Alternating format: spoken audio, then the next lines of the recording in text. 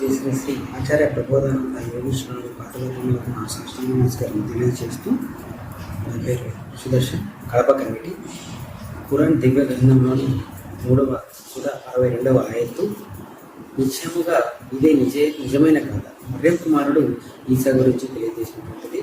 అల్లాహే తప్ప వేరెవరు ఆరాధనకు అర్హులు కారు. అల్లాహే నిజమైన ప్రాబల్యము కలవాడు, ఆయన వివేచనాపరుడు.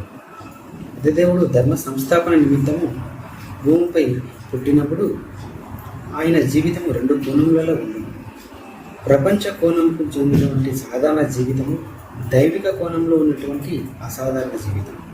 ప్రపంచ కోణంలో చెందినటువంటి సాధారణ జీవితం ఎక్కువగా, దైవిక కోణంకు చెందినటువంటి అసాధారణ జీవితం చాలా తక్కువగా ఉండేది.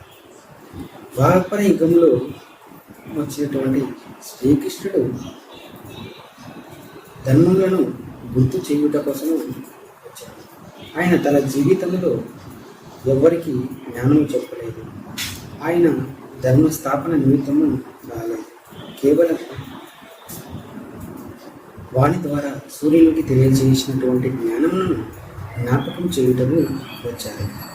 భూమి విధులకి మనిషిగా వచ్చినటువంటి మొదటగా వచ్చినటువంటి కృష్ణుడు కాకుండా తరువాత 2వ జన్మ తీసుకున్నటువంటి యేసు ప్రభువు 3 సంవత్సరములు జ్ఞానమును లేదా ధర్మములను తెలియజేయడం జరిగింది. ఆయన తెలియజేసినటువంటి తౌరాత్ జ్ఞానమును 3 సంవత్సరాలు చెప్పినటువంటి ఈ జ్ఞానములకు ఇంజీలు అని పేరు పెట్టడం జరిగింది. చెప్పినవాడు యేసు ప్రభు కావున ఆ పేరు పెట్టడం జరిగింది. శ్రీకృష్ణ భగవంతుడు మరియు యేసు ప్రభు ఇద్దరు ఒకటే అయినప్పటికీ వేరుగా ఉండవాలని ఆ విధంగా పెట్టడం జరిగింది.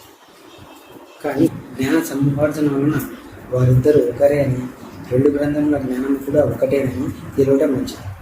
వారి యథార్థ స్థితి సాధారణ ప్రజలకు బయటికి తెలియకుండా ఉండడమే మంచిది. ఆరాధ్య దైవము ఒకటే అన్న మాటకు భంగము కలిగించే అవకాశం ఉంది.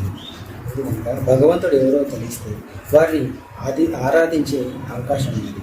కానీ భగవంతుడు ఎవరో, వారు ఇచ్చినటువంటి దైవ గ్రంథాలు ఏవో ఫలానా అని తెలియకుండానే మంచిది. శ్రీకృష్ణుడు భగవద్గీతలో దేవుడు ధర్మ సంస్థాపన కొరకు ప్రతి యుగంలోనూ వస్తాడు. ధర్మములను బోధించి అధర్మము లేకుండా చేసి ధర్మమును స్థాపిస్తాడు అని చెప్పడం జరిగింది. యేసు ప్రభువు తన జీవితంలో 3 సంవత్సరాలు జ్ఞానమును బోధించినప్పటికీ ఆయన ఎవరి చేత ఆరాధింపబడలేదు. ఈ విధంగా శరీరంలో ఉన్నటువంటి మనకు చైతన్యాన్ని అందించేటటువంటి ఆత్మని ఆరాధనకు అర్హుడు అని తెలియజేయడం జరిగింది.